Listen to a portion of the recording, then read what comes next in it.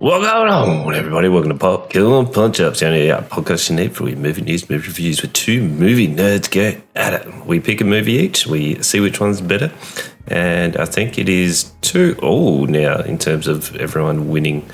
You've maybe watched two real bizarre movies. I've made you watch one action, amazing, back in the early 2000s, hype of Ja Rule and Steven Seagal, and then also a very, very good Apple, what are they called? TV. I was going to say podcast, but that is not. That's where you can listen to us. Yep.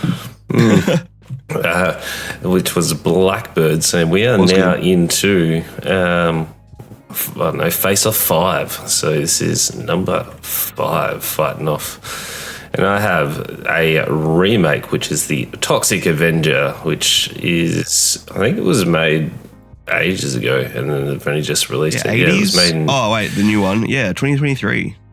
Yeah, but they just didn't release it for whatever reason. So I don't know why. Weird. And then we've got, obviously, Leonardo da Vinci. Not da Vinci, he's the painter. Caprio. Good old Da Vinci. Yeah, he's a different one. He does different things, but both. Yeah, my pick was one battle after another. One battle after another. It's kind of like my words at the minute. They're battling each other. But, I'm struggling too. Yeah. But it's movie news. So something that has just been released, which surprisingly has smashed the box office. Do you know what it is? It's not a movie. Not a movie. Oh, The Taylor Swift thing. It's been so busy at my arcade job next to the cinema, and most people are going to go watch fucking this Taylor Swift thing that's coming out. It's just lyrics on a screen, and then her coming on the screen being like, oh, this one's about me being a big sister because I want other big sisters connect with my song about being a big sister. Fucking ridiculous. Just making so much money. And good on her. Don't hate the game. Don't hate the player, sorry. Also good for movie theaters because they've been struggling, so. Yeah, but this isn't proving that people want to watch movies. This is proving that people want to watch lyric videos and pay $30. I don't get it. No, all the clips on like TikTok and stuff I've seen, it's just people like dancing and singing and, you know, the stuff at the space at the front of the movie theater, they're all dancing to it. So whatever. I was talking to a guy who works in gold class, and he's saying it's been like sold out. Like, you know, people come in there and sit in there. Because once you get like your seats, you pay for your food and whatever else in gold class, you're looking at like $150, you know, for a fucking Taylor Swift album. Just seems insane. For any album, I'm not dissing Taylor Swift. It's not her fault. She's capitalizing and making bank. But it just seems crazy. I don't understand. Yeah, I know. But I thought that's pretty unique. Like, well played. What records is she breaking? It's just tops the weekend box office. Okay. So everything that's out. God, we actually went to the movies yesterday. We saw Bad Guys 2. Actually, pretty good. Oh, yeah, so the animated. Yeah.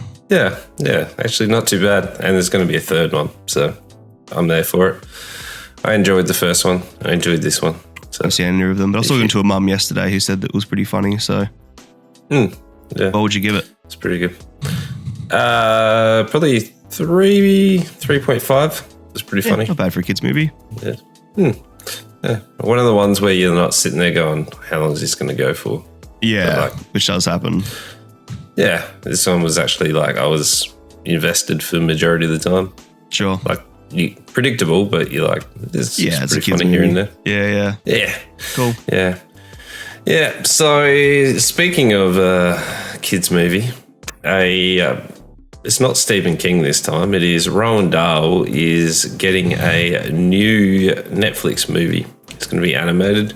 Yeah. The Twits trailer is out now, so he is going. I don't know, Netflix, either Stephen King or Roald Dahl. You'll throw those names out, and you're going to sell tickets. Yep. Even Roald Dahl. Whatever you want. Oh yeah, that's his name, eh? Oh. Yeah, I mean anything by Roald Dahl is gonna, that's instantly a selling point. Yeah. So, least it's not Charlie and the Chocolate Factory. I surprisingly dislike that so much. I don't know why. I don't understand why it's become his like biggest story. But yeah, I saw a little thumbnail for the twits. The animation looks interesting, at least. Like it looks like something different, but I haven't had a good look at it yet. No. Who knows? But we have a Daisy Ridley, who was our lead in the newest Star Wars trilogy. She's leaving She's leaving behind the Star Wars galaxy and is now facing off against some zombies in Bury the Dead. So the trailer is out now. Okay. Looks kind of interesting, but it's a zombie one. A big announcement, which I was not ready for, was obviously The Simpsons have come to the end, but they're now doing a sequel to their movie. Yeah. Which is set for release in summer 2027. Mm. So you're a big Simpsons fan. I used to like Simpsons, but I'm a big Simpsons fan from seasons 1 to 12. Well, 2 to 12. I'm not past that. Okay. I couldn't give a shit. No. Right. I'm surprised they're doing another movie. I thought that was just that was it. I remember seeing something. I don't remember the line or the joke in the first movie. There was a joke in the first movie supposedly about how it took 20 years to make a movie, and now it's taken 20 years to make a second. I think that's kind of funny, but I think Simpsons lost its relevancy. Like I was actually talking to my wife last night about how South Park will outlive The Simpsons because South Park stays relevant, and they actually make commentary on modern life, whereas The Simpsons just sort of, they just coexist in modern life. They don't actually point anything out or comment on anything. They just sort of reference life in general. And it's fucking boring. Sure. If you watch any new Simpsons, all they do is, remember this show? Remember this? Game of Thrones is a thing. Let's do a Game of Thrones episode. Like there's nothing smart about it. It's just references.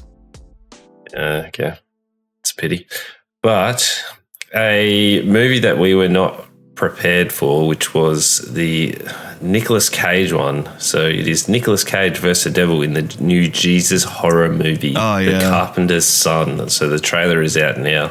I haven't seen it, but I know it is going to cause a big stir, I reckon. So I'm sure that will be super interesting just to see how everyone takes that one. I'm curious how they do it. Who knows? Like how ridiculous they make it. Yeah, it's going to be highly interesting, I reckon. But we'll see. Yeah, I'm down. I'm so down. Hey, Nicolas Cage or anything makes me laugh. And every now and then, like in The Surfer, he was a great performance and a great movie. So every now and then he makes a banger. So I'm down for whatever. Con Air is fucking amazing. Yep. Yeah. And then he comes out and does like Ghost Rider. Exactly. That was a weird pig. Yeah. I'll always be reminded. I bring it up all the time, but I always remind the episode of Community where he's literally studying, is Nicolas Cage a good actor or a bad actor? That's true. It is true. Yeah. But let's get into the pick of the week of mine, which is the Toxic Avenger. So I have fond memories of the Toxic Avengers, and they produced so many sequels. Well, like it was actually a long-running sort of franchise for a while. I think it's got 4 or 5 movies. Right. So there's the Toxic Avenger, which then came like a cult hit, and then they did 2 more, I reckon, and then they did like a follow-up one, which was meant to be like the true sequel to the Toxic Avenger, and then it's super self-aware because they're like apologize for the other 2 movies because they weren't as good, and it's it's so bizarre. Where I think back in the time they were making it, so like in the early 90s, in the 80s, lots of things were, I don't know, there was no sort of political correctness and no concern for upsetting people, and it is super wild where I think this didn't go as hard into just absurdness. So I don't know if you've seen the originals. I haven't. The originals are super absurd. Just to put that out there, the sequel to the Toxic Avenger is there's a classroom, and it is a special learning, like a assisted learning classroom. Okay. And they get held up by the diaper mafia. And this diaper mafia, like these people are acting to every single stereotype that you can think of in this area. They come in there. There's one lady who just gets her boobs out and is like slapping people with her boobs. And this guy like poos himself, and then he like, pile drivers him in there, and his head comes out through, and he's like, oh, I put my head through my ass, and then there's poo and there's all sorts, and there's there's people, there's like it's extremely wild. Where I don't think this didn't go there in terms of that outrageousness. Yeah, that's a critique I was going to get into later, but yeah, it tried to. Like, there's moments where it's like it's pretty absurdist, it's pretty ludicrous, like it's not set in reality. Which is sort of a common theme of this week, which we'll get to later. But it doesn't go deep enough. Like, it doesn't go weird and ridiculous enough that it becomes its own piece of media. It just feels like it's trying to be something else, which obviously is. Yeah, so this is pretty much telling the origin stories of the Toxic Avenger, where a accident has our janitor Winston Goose, and he transforms into the Toxic Avenger, which is played by Peter Dinkley. But the original one, from memory, he falls out of a window and lands into like a tub of the goo. Where this one, there's like a misfit gang, which is led by Elijah Wood.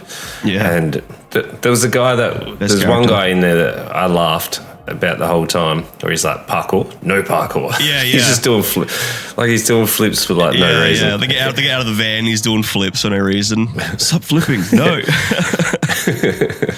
Like there were moments where it was like pretty fun, but this one, he runs into the gang, they shoot him, and then the waste comes through, and then he transforms. Yeah. He has a stepson, which is Wade. Wade pretty much could have not been in it. Like there's a plot device. I need to protect my kid. It's the laziest plot device ever, and I mention it every time. I hate it, but yep. Yeah, he might as well not have been in it. Yep. Then we have the what was her name? JJ Dorothy. Like Doherty. She was whatever she was. I don't know what her role was meant to be. She was like, I don't know, against the company. So this company is like trying to hide all its secrets, and it's involved with the mafia, and it's just like, hiding its dumping of toxins into the waterways or whatever. Like it was just like an activist or something. Yeah, so the company's after her for some reason.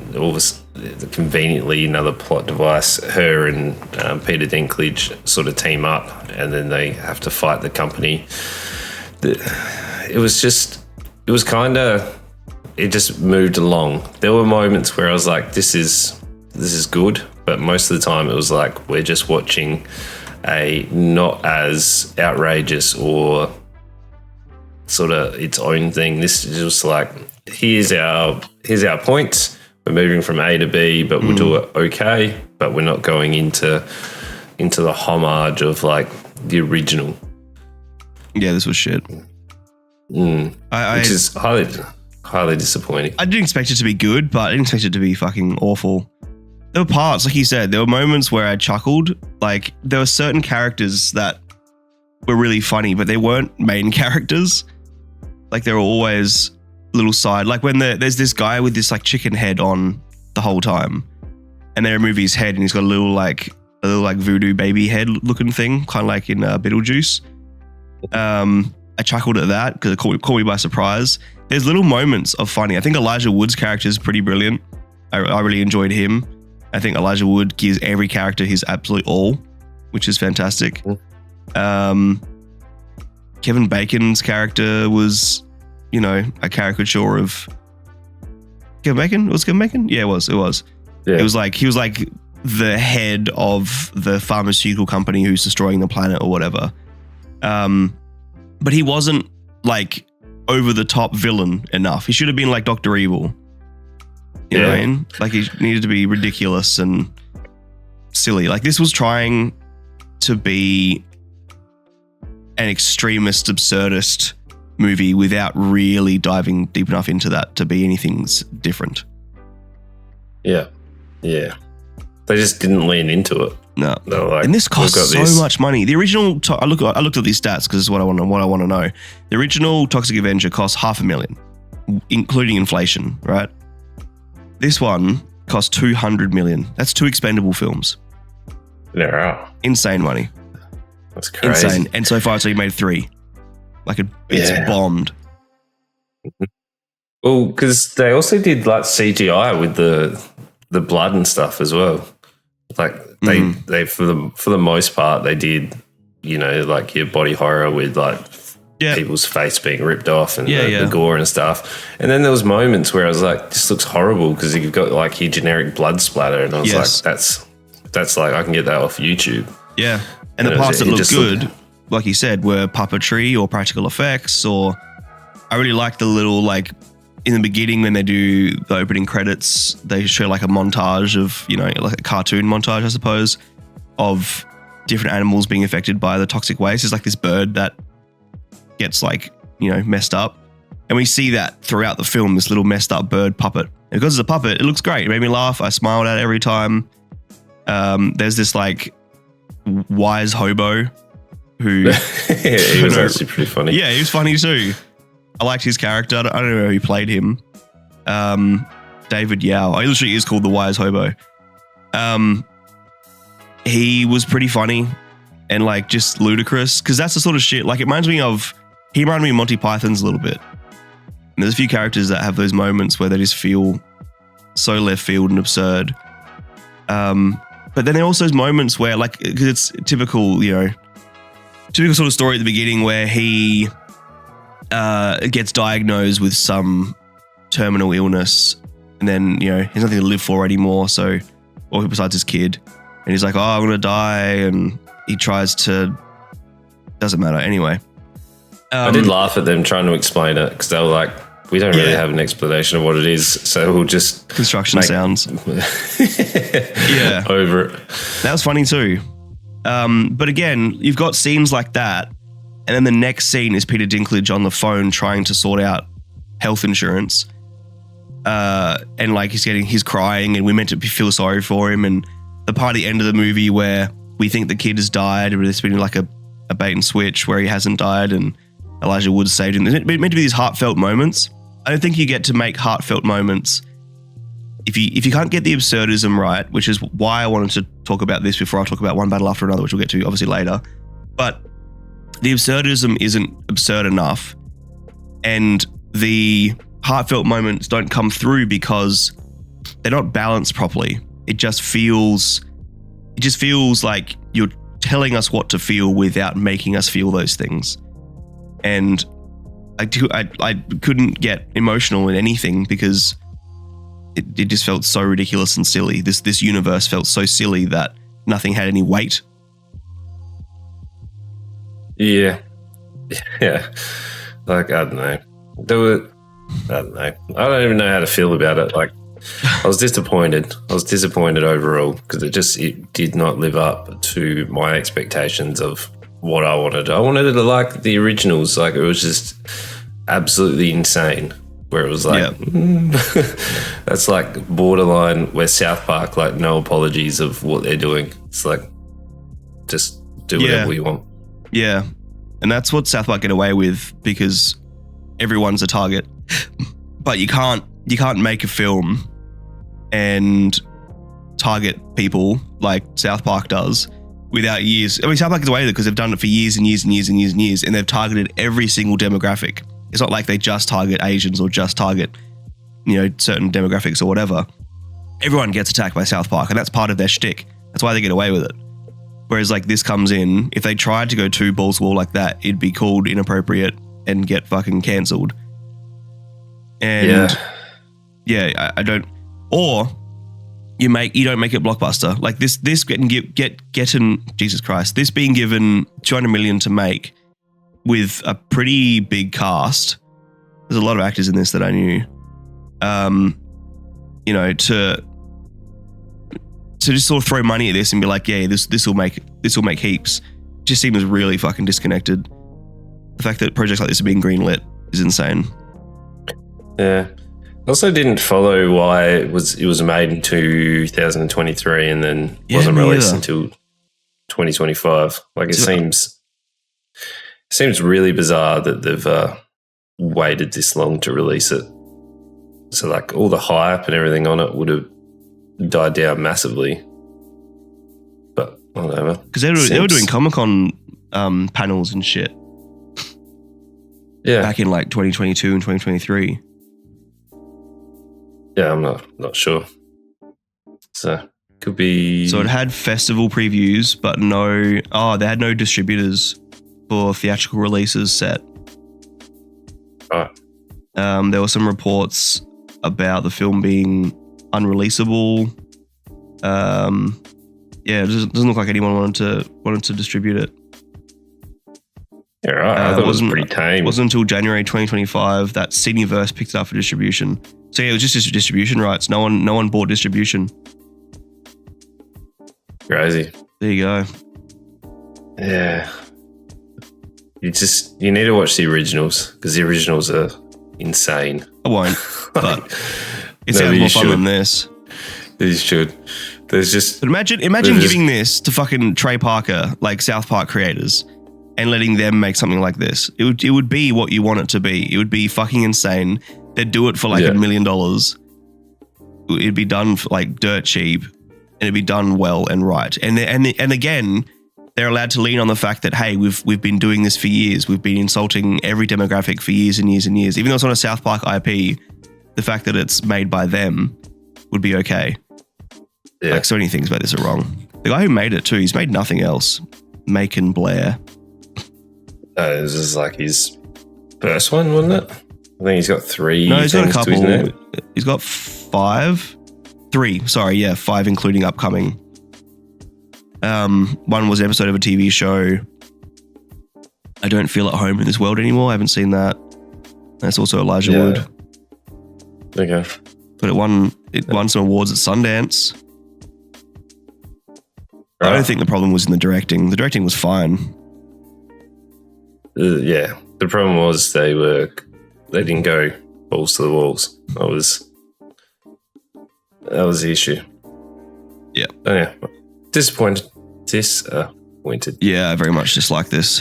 Yeah. If you're gonna watch any of them, watch the originals because they are absurd. Yeah, that sounds fun. Crazy. Yeah, but what would you give it? Like a 2. There were moments I laughed at it, but it's not rewatchable or recommendable. Oh, I'm at a 2 as well.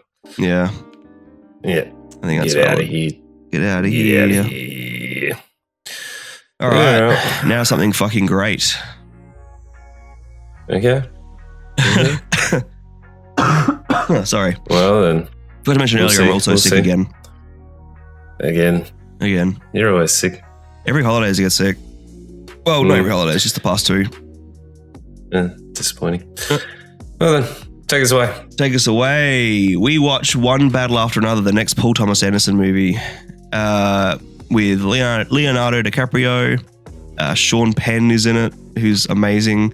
Benicio del Toro. It's a pretty big cast. This is another absurdist sort of film. It's not really set in reality. Like, a lot of things that happen in this are pretty ridiculous and far out. However, it's so ingrained in like political satire that it becomes realistic. And that's where I wanted to review this after we talked about Avenger, because they're both absurdist. They're both far from the realm of reality, but one does it right and one does it awful. This is quite a long story. It's like 2.5 hours, 2:40 or something. Thank you for committing to watch it, because I know that you don't really like long movies. Yeah, it was alright. It was alright. It felt long, but not in a drag way. Like, there are some parts that feel, anyway, I'll get there. So this is set in the beginning, in like mid 2000s, or I don't know. It's never really time framed specifically, but it skips 16 years after Act 1, and it begins with one woman and a guy who work for the French 75, who's like a political activist group who are fighting against, quote unquote, the man, who are trying to take down the government and whatever. And the government are like really restrictive, and they don't really like state a lot of things about, the way things work.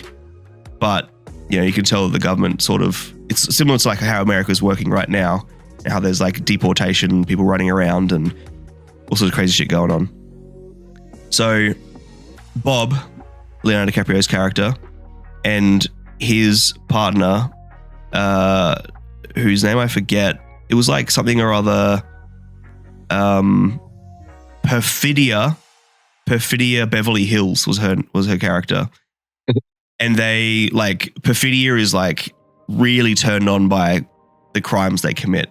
So the whole like opening act is her and Bob like doing all these political activist things, like, blowing up buildings and stealing stuff and whatever to sort of just disrupt the quote unquote the man. And she's just getting turned on the whole way through. And right at the beginning, they meet this character, Colonel Stephen J. Lockjaw, who's like such a good name. Sean Penn. And Sean Penn's character is like this fucking cartoon of like a military, douchebag. He's so ridiculous, but so fun, right? Yeah. I love Sean Penn's character in this. He was bizarre. Also, his haircut was bizarre. I sent you a message and I was like... That's the thing. It's like, go on. I was like, what's going on with his hair here? Like, yeah. I don't understand. Is it because he's so absurd? They just gave him an absurd haircut? I think so. Yeah, it's to make him more memorable. Because like, that's why his name's Lockjaw. Like, it's a name that you need to, when people mention it, you need to instantly remember who that is. Because often movies, Michael, Steve, and it's like, you hear other names as well, means nothing. But a name like Lockjaw, every time someone mentions it, you can picture him in his awful haircut the whole way through. I think Bob's name is intentionally nothing because he's meant to just be one of the collective originally. He becomes more significant later. So yeah, they have their moments. Perfidia is much more like dedicated to the cause. They have a kid together, and Perfidia keeps going out and doing her political crimes and whatever, while Bob stays home and looks after the kid. And one night, Perfidia gets arrested, and then she becomes a snitch, and she sort of reports to everybody else, or snitches on everybody else, and the French 75 get taken down, and Bob and their daughter go into hiding, more or less, into witness protection, and leave.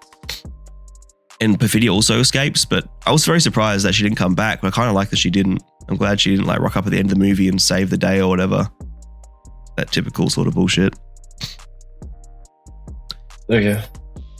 So then it skips, and we're getting, story of Bob, who's this like paranoid, he's always smoking pot, and it looks like a crack pipe as well. He's like drugged out. He's trying to raise his daughter on his own, but his daughter's a bit of a rebel too, because it is his mother's daughter after all, or his wife's daughter, girlfriend's daughter. I don't know if they were married. And she's a bit of a rebel and whatever, but he's paranoid, and all of a sudden, Lockjaw and his crew have now caught on to where Bob and Bob's daughter are. So then it becomes like a chase of Bob trying to get his daughter, because his daughter was out partying. Bob trying to track down his daughter, while Lockjaw's also trying to track down the daughter. It was a school dance though, wasn't it? School dance? Oh yeah. Partying, dance, the same thing. Yeah, but they still in school. Yeah. Yeah, it was at school, you're right. It was like gymnasium, yeah. And yeah, the whole rest of the film becomes more or less. Like, the daughter gets taken by Deandra, played by Regina Hall, which was a big surprise. It's a fucking scary movie. Brenda. I didn't expect to see her in this. But yeah, she comes and takes away the daughter and looks after her. So the daughter's now with the new French 75. DiCaprio's trying to reach the daughter while also Lockjaw's trying to reach the daughter. And it becomes the whole rest of it just becomes that more or less for a while with different events happening. There's a huge section of the film where, because this is a comedy as well, like it's not painted as such, but it's really funny. There's a huge section of the film where Leonardo DiCaprio is trying to make the phone call, and there's all these like code words and shit that, like, you know, it's the secret organization. So he needs to ring and like say all these code words, and they repeat codes back, and then he gets all the way to the end, and they're like, "What time is it?" And he's like, "I don't remember the fucking time. Like, I don't remember the code. I've fried my brain with drugs and alcohol for the past 16 years. Like, just, you know, it's me. My name is Bob, whatever his last name is.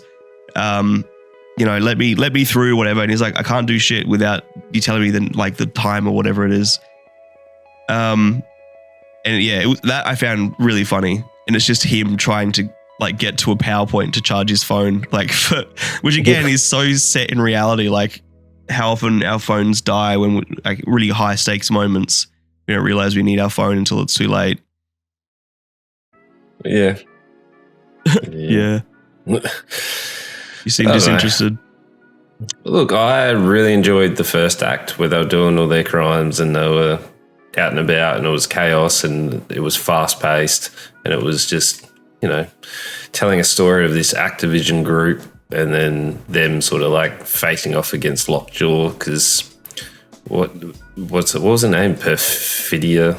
It was like facing off against Lockjaw, and was like they were sort of having this weird sort of like sexual tension. Yeah, she was domming him. Yeah, like it was. And then them like storming things and setting up the plans and the old secret meetings and all sorts. I really enjoyed it. And then with the time skip, I was like progressively losing interest in it. Like once the daughter got taken, I was like, I found it so entertaining the whole way through. Really? Yeah. And they repeat jokes for long enough that it stays funny. Like that whole phone thing was like half an hour of him trying to get his phone charged. But I didn't feel like it dragged. Like it was meant, again, I said earlier how like it was meant to feel long, but that was intentional and hilarious because of it. Yeah. Maybe. Yeah, that's what I said. I think that's what I said before we recorded. To those who are listening, I said to Reimann, I'm curious to see how differently we view today's picks. Look, I didn't dislike it. I just lost interest as it progressed further. I found everything. Found the daughter not very likable. Didn't really like her. But like Bob was kind of, I don't know. She just seemed a bit blank. Okay. I felt like she's like her mother. I know. I really like Bob. Was good. I love his portrayal in this. Yeah, he didn't.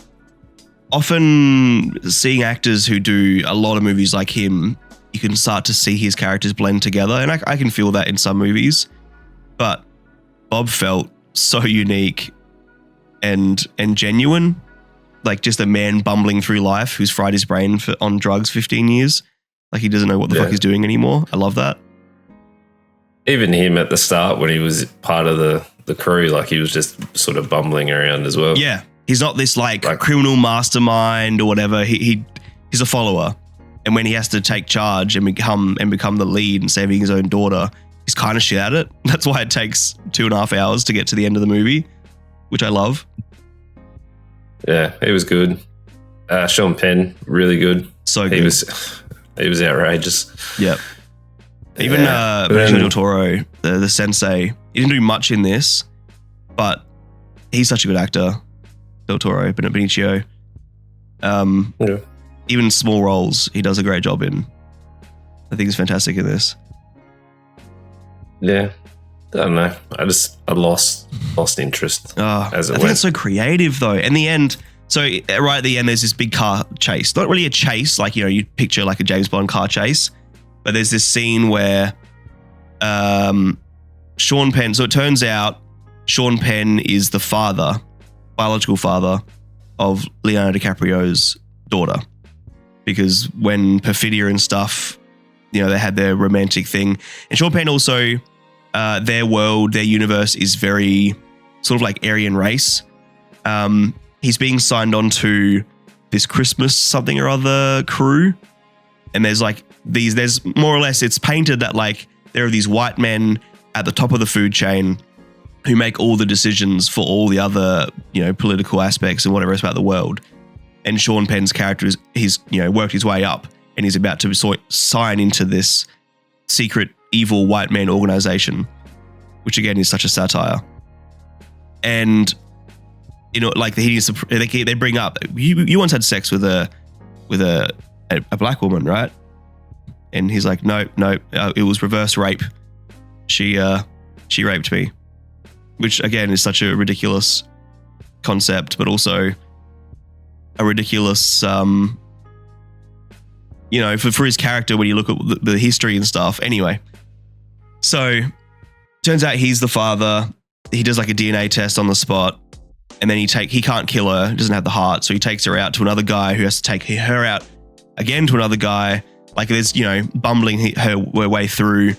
The whole time Leo's chasing him down in this like souped up, almost like a Honda Civic that he's stolen and driving around, which is a funny juxtaposition as well. And there's this scene where there's these like rolling hills and the car sort of, as one car goes over the hill, you sort of lose track of the car behind you. And then you see the car again on top of the hill, you see the other car behind you. You can tell that PTA, Paul Thomas Anderson, had vision in every scene. Like there was no accidents. I think that's him as a filmmaker in general, but there's no moments in this where he sort of just, we'll just point a camera at this and do this. Like every scene was well thought out. Like you could tell he must have been driving the open road one day and seen those winding roads and thought, how cool would a scene like this be? You know, the whole scene I thought was fucking awesome. I don't know, it's intentional, it's creative. And I said before, it's super unique. I love that it's absurdist, but there's so much reality in the characters and believability in the characters that there is tension. There's a scene where the daughter,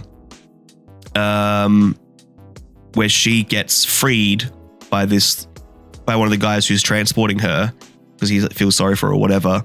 And she like sprints off to the car. And then she gets to the car and realizes she doesn't have the keys. So she has to like sneak back to the person and steal the keys and then get back to the car. Like that's, every character decision felt grounded and justified and realistic, which I really like in these absurdist, ridiculous, over the top movies. But they're also pointing out how crazy society is and how white men control the world. And they're also pointing at how oftentimes we as regular people in society view the powers that be and also people who fight the powers that be to be these really well organized organizations. But often it's just a bunch of people in a room who are sort of fumbling their way through it. No one really knows what they're doing, even at the highest levels. There's so much to talk about in this film. I know I'm just rambling and you're sitting here listening. This is one of my favorite movies of the year. I fucking love this. Yeah, right. Yeah, right. Is it? What's your highest one for the year then? Does this take the cake?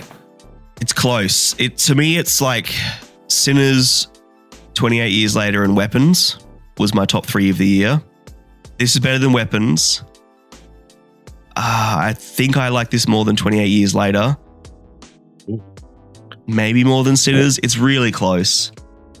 Okay. It's crazy. Really close. Yeah. Crazy. I gave Sinners a 4.5.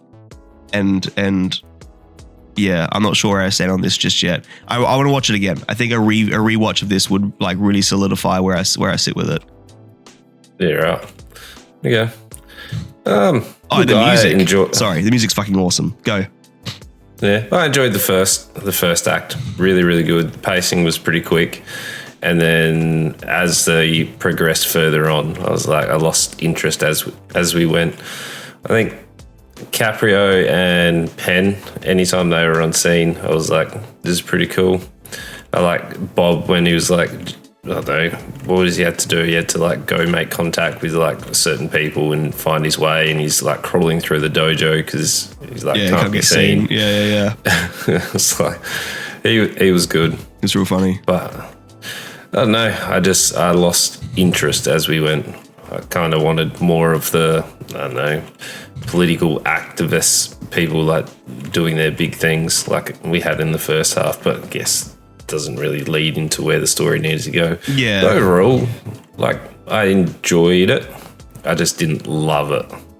Sure. Like the 2.5 hours or whatever it is, 2 hours and 40 minutes. Mm-hmm. Like it wasn't dragging. I just lost interest. And I don't know if that's because of the runtime or if it was just I didn't vibe with the characters and the big time skip as well. But sure. You know, it definitely does start pretty full on. But I think that's also intentional, like to show the juxtaposition and how much the world has changed over the time and how much later. Yeah, anyway, I'm not going to go into it again. But yeah, I can see what you're saying. And the pacing, the pacing shifts dramatically. Like the beginning, the whole first act is more or less like a montage.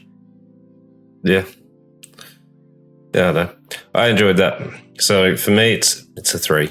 Yo, that's crazy. Nope. So you okay? I'm just gonna. Previous movies you've given better, right? The Long Walk. You like The Long Walk more than this? Massively. Yep. The Roses. Yep. Alien Earth. Yep. Together. Yep. Naked Gun. You think Naked Gun is a better movie than this? 100%. I'd watch Naked Gun over this every single time. Oh man. Nah. I know, I have so much more to say. It's one of those movies that I could talk about for an hour. I was actually the guy I was speaking to about the Taylor Swift movie there's a guy who comes into our work all the time and just has a chat. He was saying he's watched this 3 times and we had a chat for like 45 minutes about it. It's great. Right. I'm at a 4.5, but I bet you it's a 5 once I rewatch it. Okay. Like I don't know what would bring this down from a 5 in my eyes. Right. Like it's brilliant. To me, 5 is like, it's masterful. And there's probably a few things that I missed in this that make it masterful. I haven't given anything a 5 since we started the new podcast. Okay. Not yet. Besides Her. Not yet. Which was my punishment pick for week 1 or fight 1. Oh yeah. But yeah, I mean, I'm going to give it a 5. I'm going to say 5 because I know that it will be a 5 when I rewatch it. And it probably will be my favorite movie of the year. This is fucking brilliant. This is an art film made with a massive budget, made by Paul Thomas Anderson, who knows how to make big budget and knows how to make art grindhouse stuff. Like this felt like No Country for Old Men, but with more stakes and better. I don't even know, but yeah, this is fucking awesome. People need to go watch it.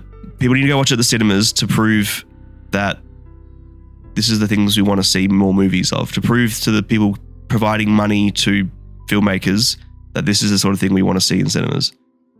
Not just Taylor Swift.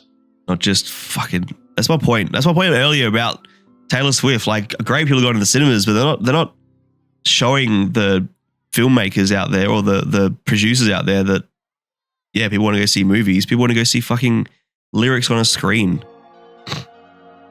Yep. Seems crazy. It's the sound quality. Sure. The new Taylor Swift album. There's not a single artist. There's some musical artists that I obsess over. There's not a single musical artist out there that would release an album in a cinema that I would go pay money to go watch. No, I wouldn't either. And you love T Swizzle. I do. I've listened to a new album. It's not as good as her other ones, but you know, right. Her music's very written based on her emotional state at that point in times. And now that she's all very Winehouse. Yeah, so whatever. Yeah. Actually, one thing that might dethrone this as the best movie of the year, Begonia comes out soon. I'm so keen.